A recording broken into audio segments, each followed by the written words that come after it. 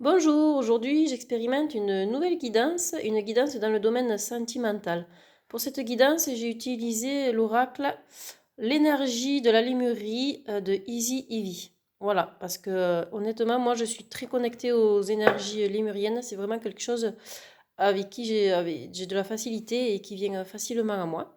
Alors pour cette guidance, la question générale qui est posée, c'est comment puis-je prendre mieux soin de moi? Comment puis-je prendre mieux soin de moi?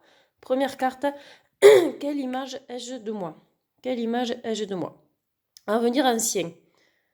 Alors, cette carte fait référence, je pense, au fait qu'il faut se relier à ce qu'il y a d'ancien de nous, c'est-à-dire notre sagesse, ce qu'il y a à nos ancêtres, notre lignée familiale ou même énergétique, en fait.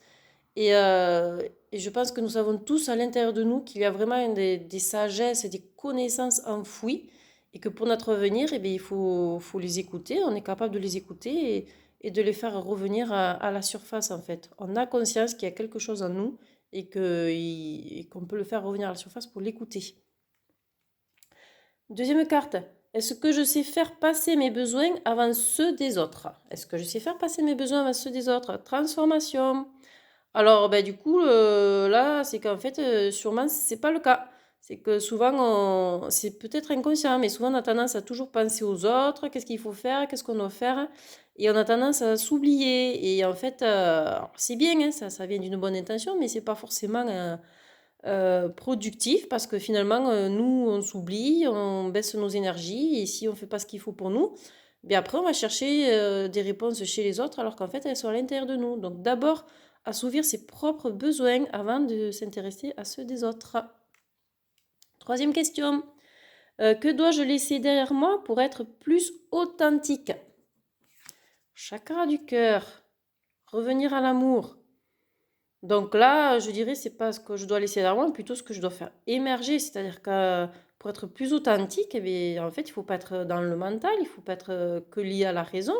Il faut être simplement aussi dans son cœur. Qu'est-ce que mon cœur me dit? Qu'est-ce que je ressens? Voilà, si je suis simplement moi relié à mon cœur, comment je suis, comment je me comporte, comment je parle.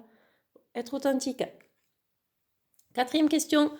De quoi mon enfant intérieur a-t-il besoin? L'enfant intérieur, c'est relié à la légèreté, la joie de vivre, à l'être originel que l'on est, ce qu'on était quand on était tout petit, finalement, avant d'être transformé par plein de choses.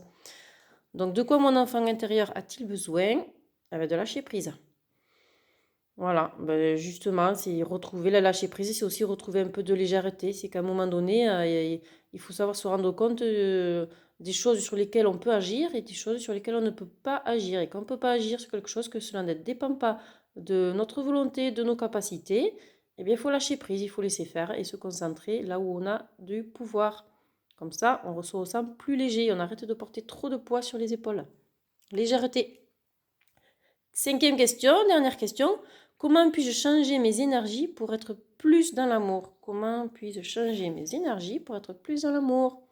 Réceptivité gracieuse.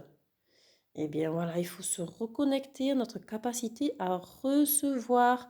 Pour recevoir, il faut aussi savoir voir, entendre.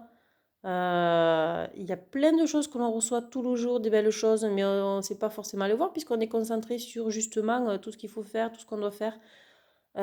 Changer le regard, changer de point de vue et se rendre compte de tout ce qu'il y a de merveilleux dans notre vie à chaque instant. Et ne pas se concentrer que sur ce que l'on n'a pas ou le négatif. Recevoir gracieusement.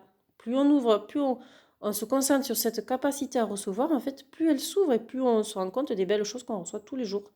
Changer notre regard.